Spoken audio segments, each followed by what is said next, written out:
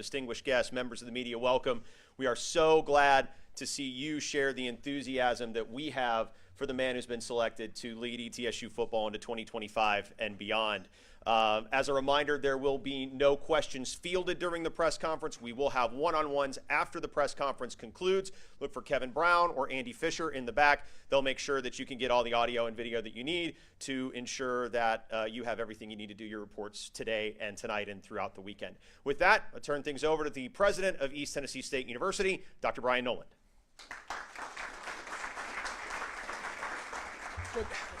Thank you all, and good afternoon, and it's a pleasure to have you here with us. This is an exciting time on our campus because tomorrow's commencement, a day in which several thousand students will walk across the stage, receive their degrees, and prepare to move on to the next phase of their educational professional journey. It's a day that we look forward to all year on campus. But today is an equally important day and a milestone day in not only our institution's history, but the history of our football program. But before talking about the process and Coach Healy, I want to thank some individuals in the room. I want to thank members of our Board of Trustees, Melissa Stegall-Jones, the Chair of the Board, Dr. Linda Latimer. I want to thank Bill Green, for whom this stadium is named, for your support for the program. To Steve Johnson and others, and I'm getting myself in trouble because I could thank almost every single person in this room. You all make this institution move. You've made the dream of football a reality, and you've made the dreams of many of our students who are receiving their degrees tomorrow a reality because you've provided scholarships and supported the infrastructure of the institution. I also want to take a moment to thank someone who's kind of hiding in the back. We've got some banners here. We won some championships here. We went to the playoffs twice here. And much of that's because of the leadership of an individual who's hiding in the back, Coach Randy Sanders.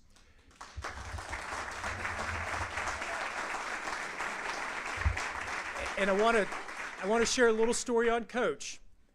So last Sunday was a pretty busy and eventful day. And after I got off the phone with Dr. Sander, I called Coach Sander. And I said, "Coach, are the fish still biting?"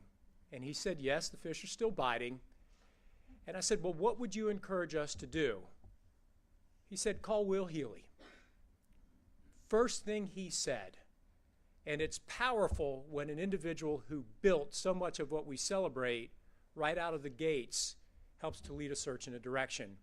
But we ran a detailed and in-depth search, and I want to thank Dr. Sander, I want to thank Kay Lennon, I want to thank Brian Johnson and everyone in athletics for the work that they did this week, because they worked tirelessly to bring together a pool of some of the top FCS coaches in the country.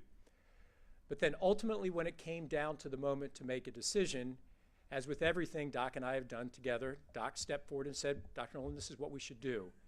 We have the right person to lead our program, someone who shares our values, someone who shares our energy, someone who is blue collar but gold standard, but someone who understands the importance of college football in Tennessee and how college football in Tennessee, particularly here, isn't altogether about preparing students for the NFL.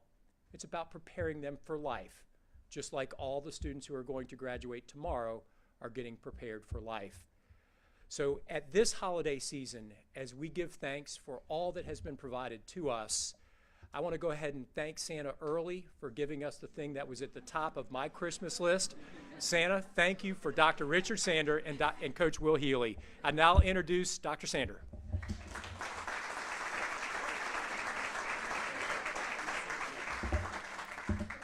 Thanks, Dr. Noland. This is really an exciting day for me, you know, as we move forward in our program.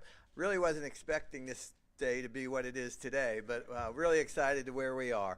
On Sunday, when we kind of got the news what was happening about 9 o'clock at night, we knew that the transfer portal would open in about 3 hours, so we probably needed to really get going. So I can't say enough about three people who really were instrumental in moving this process along, and that's Dr. Brian Johnston, who is the sports supervisor for football, Kay Lennon, who is works with me and University Legal Counsel, but she puts up with me a lot of the time. And then David Blackburn. David Blackburn, probably, if you want to know somebody that is really in the inner circle of college football, there's nobody that has more knowledge, has more contacts than David Blackburn. He was an incredible resource. So I just can't say thank you enough to those three folks. But our whole staff really got going on this thing. And, you know, as we did, we knew we had to move quickly, but we knew we needed to make a good decision. So just being quick wasn't good enough. Getting the right person. So we did an intensive research. We called so many people. Dr. Nolan called university presidents. David called a lot of his contacts in college football. I called athletic directors, and we kept getting more and more information about people. And as we started to aggregate that information, it became clear that there were a few people that were kind of head and shoulders above everybody else.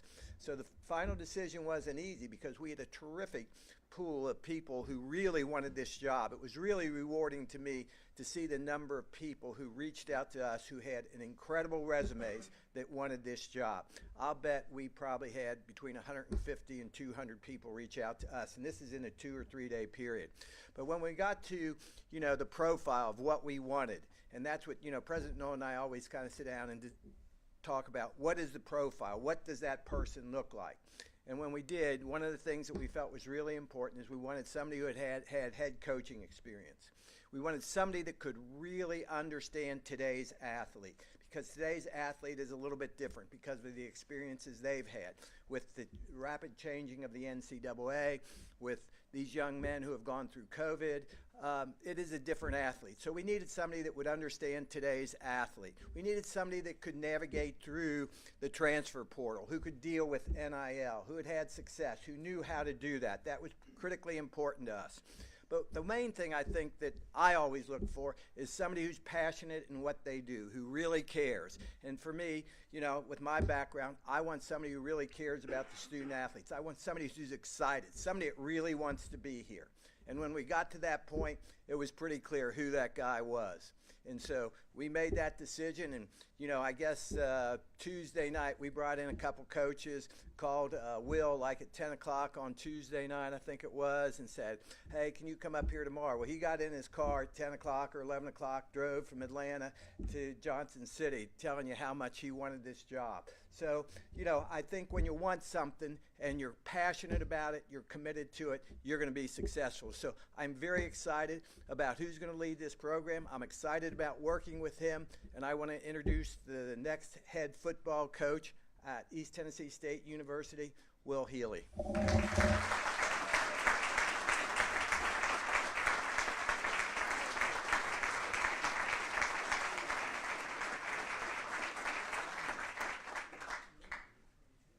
I have never in my entire life been so proud to finish runner-up to Randy Sanders, and if that would have been the first phone call I would have made too. So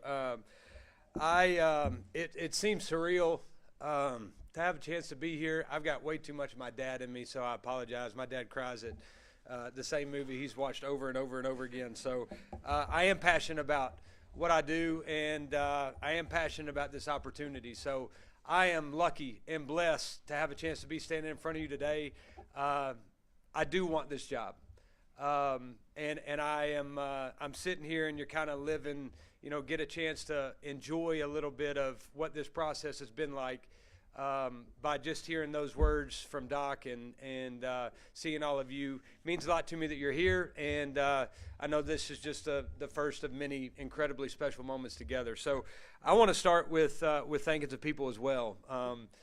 It has moved quickly, and I know that what's happened here has probably been a shock to a lot of different people, and and I know that it's probably not what everybody had scripted, but the way that this process was handled was absolutely unbelievable. And my first experience was having a chance to talk to Doc and Dr. Nolan, and everybody talks about it, I think, in this profession, but to really see what it really looks like instead of it being a cliche. But if you want to talk about alignment and an investment, and it's personal for the success of this program, because in a lot of ways, these were two major reasons why this program came back, is because of those two gentlemen. And to see their vision, to see their excitement, to understand their investment and their alignment. I mean, there's not many ADs and presidents who shoot free throws together.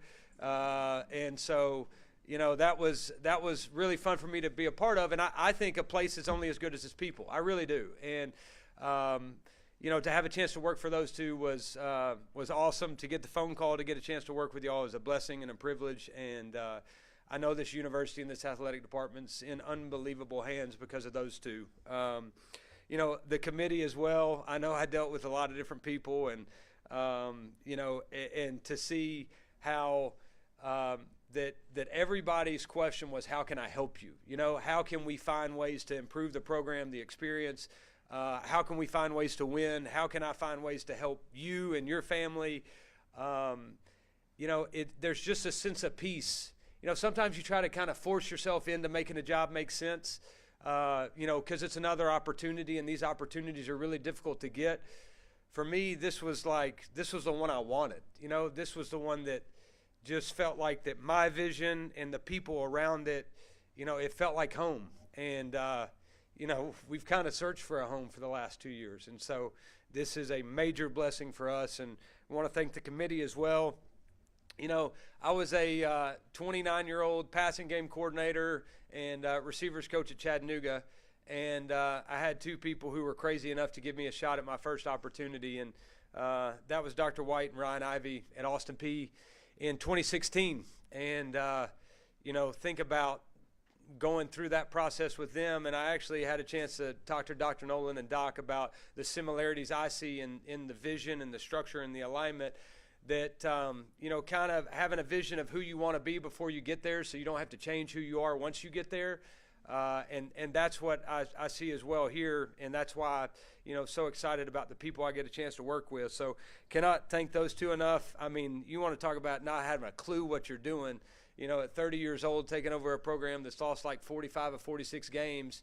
And, I know the first game, I didn't even know that I was supposed to send captains out. So those people sticking with me and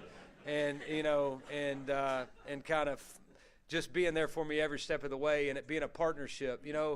I think that when you leave when you leave the field and you've beaten somebody and you get a chance to hug your president and your athletic director and feel like that you were in the process and the building together, that's unique and that's special, and that's what I've craved, and that's what I've found again. So appreciate them. I know I had an opportunity to go to the University of North Carolina at Charlotte, Chancellor Dubois, Mike Hill, Dr. Gaber. Those people were absolutely outstanding, gave me an incredible opportunity, learned so much, grew so much as a coach, and, just appreciate the opportunity that they gave me. And I've had a chance to work for 3 head coaches. Russ Huseman at Chattanooga, which I know is a bad word around here. I get it. But we were fortunate to win 3 straight Southern Conference championships, and Coach Huseman taught me a lot about how to build a program and, how to make sure that you recruit the correct character athlete, and you hold high, you eliminate some of your headaches by recruiting really high academic, high character people. And then I had a chance, last year to go work with Gus Malzahn and to go to UCF and learn what he's done and written books about offensively and how he recruits at an SEC level, and to be a part of a Power 4, Power 5, whatever the heck you want to call them nowadays, program, and watch that transition from UCF, from the AAC to the Big 12 was a special opportunity. I know, we were at Disney World plenty of times, and so it was special for our kids to be able to be there. And really, to be honest with you, I left UCF because I had a passion for coaching. And Coach Malzahn was unbelievable, gave me the assistant head coaching title, and I had so many different responsibilities there, but I didn't have a chance to have a position group, and I wanted to be on the field, and I wanted to be able to develop that relationship with a group of young men. And Del McGee got the head job at Georgia State, was coming from Georgia, had unbelievable success as a high school coach, unbelievable success at the college level, and was taking his first college head job. And I think probably ran out of options and was like, hey, this guy's done it before. You come coach running backs, and, anything that I'm running through for the first time as a head coach, I'd love to run by you too. So learned so much from Del McGee, and wish, both Gus Malzahn and Del McGee the utmost, success, and just appreciate Russ, Gus, and Del McGee for giving me an opportunity to be able to get on the field and do what I'm passionate about doing. Now, the real thank you. My wife, it was a back-to-school party in 7th grade at Boyd Buchanan School. And I'm walking down the hill, and there's a girl in a fast-pitch softball shirt. And I looked at my buddy, and I was like, I'm going after the girl in the fast-pitch softball shirt. And, 12 years of marriage and 2 studs later, she's been there every step of the way. And, probably the coolest part about yesterday for me was being able to call and say that we've got a home, that I'm proud to take my family, that I'm proud to have a chance to raise my kids, and I appreciate you for not leaving me over the last 24 months.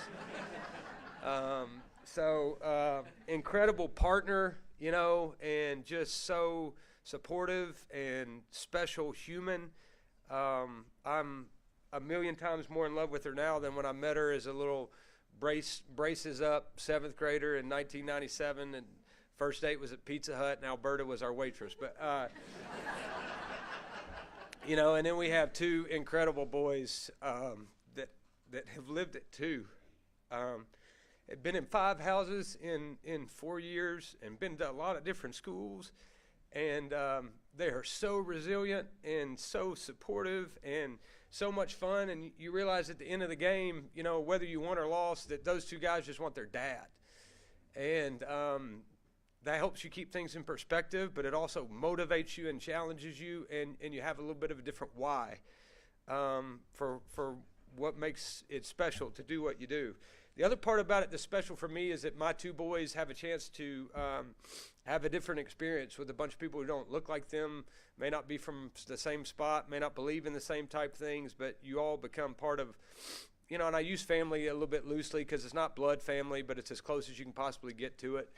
And, so I'm so supportive and so thrilled to be the dad of those 2 and the husband of my incredible wife. Can we give them a round of applause so I can stay married, please?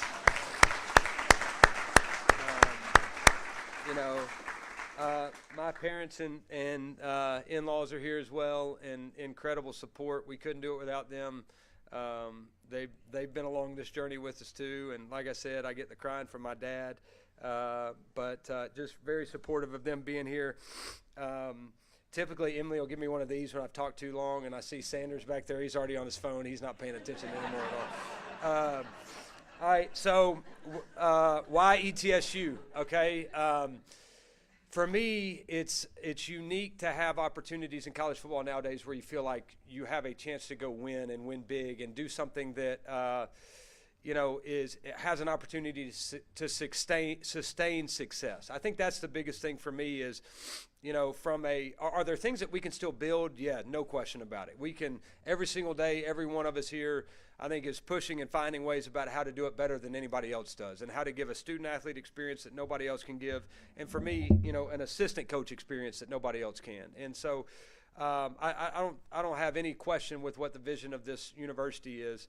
But I also think that it's a conference, and it's a division, and it's a community probably more than any that is hungry for incredible success in football. And y'all have built that. I didn't do that. I got an opportunity to be able to come here for the first time yesterday, which feels like 8 days ago, and see it for myself, and was like, holy cow, just incredible structures, incredible people, and just hearing from David Blackburn and Coach Sanders about what the environment's like on a game day, I know it's a passionate fan base that wants to win, and I do too. That's why I'm here, because I want to sustain success.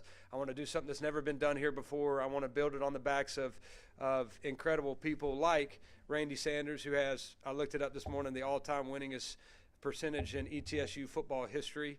All right, my goal is to beat Randy Sanders. Okay, but I also do realize that Trey did an unbelievable job, and you can't You can't hide, from what happened this past 12 months and the transition that took place. I think the incredible part about it for me is I think that there are still a million levels that we can take it even higher. And so I appreciate the foundation that was built, and I look forward to, with your help, building something that's really special with incredible young men that represent this community and this university the right way. I'm committed to that. I don't want to have to get a call from Dr. Nolan about how we've not represented it the right way, and also people and players that you will want to be around. My goal is that the players that we recruit change your perception on what the stigma of a football player is, right? That these are excellent young men that have incredible backgrounds and stories, that have an opportunity in this community to be unbelievable husbands and fathers and leaders, and that's what I'm looking for. That's what I'll recruit to, and that's what our culture will make sure that we build and hold up to. I do think it's a blue-collar community, and what I mean by that, I think that's a compliment, in the fact that, when I've done my research and when I've seen this place grow and this university grow, I was recruited by these guys, and I use recruiting very loosely. I would never recruit myself. But, before the program ended, I had a chance to come up here, and I used to play in soccer tournaments around and be around the mini dome, and just to see the growth in this university and to look through here and to see what Dr. Nolan has done with kind of a focal point of the university. I think the whole thing just signifies growth and building and excitement and all the things that also are replicated by what this football program's doing and this athletic department's doing. And so, this community to me is, I've changed my, what I'm looking for a little bit over the years. And the biggest thing for me was, what's the best place to raise my family? And I know that Steve told me that we were just ranked in, I'm going to mess up the magazine, but it was a magazine, all right, that says like one of the, the number one spot to live in the country, which I really appreciate from the cost of housing going through the roof. And so if any of you have some deals, we're interested, we're gonna move here quickly. My wife and kids are gonna be here in January, and we're gonna put our kids in school, and we're gonna do this thing together. I'm not living apart from them again. I've done that twice. I did it when I went to Georgia State. I did it when I went to UCF. I want to be dad. I want to be husband, and we're in the right spot at the right time. So we're gonna get them in school, get them here. Eli will feel like he owns the place. I don't know if you saw him doing snow angels at midfield, but that's who our family is. We will be the most accessible football program in college football. Why? Because we have outstanding players that will represent our program the right way, and I'll be proud for you to get a chance to be them. Most of them already here, right? And then the ones that we add will continue to do that. And also because I want it to be your program. I want this community to rally around this program. I want this community to continue to rally around this university. I want to be something that nationally we can do to represent this community and this program the right way. I understand that what our chore is and what our task is, and am committed to doing it at the highest level with the best people, and something that all of you are going to be proud of. So I'm a big positivity guy. I believe that you have a choice every morning, and you can choose whether to be positive, or you can choose whether to, be, comparison is the thief of joy, and what we don't have, and, and what bad situation you're in, all that kind of stuff. I understand there's a lot of stuff going on in all of our lives and all of our players' lives. But I want guys who understand how to choose positivity each and every morning when they walk in our facility, to develop an environment that is full of energy and passion and enthusiasm, that is committed to doing things the right way and never settling for second place. And I know that we'll establish that here. We've got the resources, we have the people, we have the community, and blessed is not even a good enough word to talk about how fortunate I am to be standing here today. So appreciate you coming. Can't wait to work with you. Can't wait to do really special things here, and thank you all for the opportunity.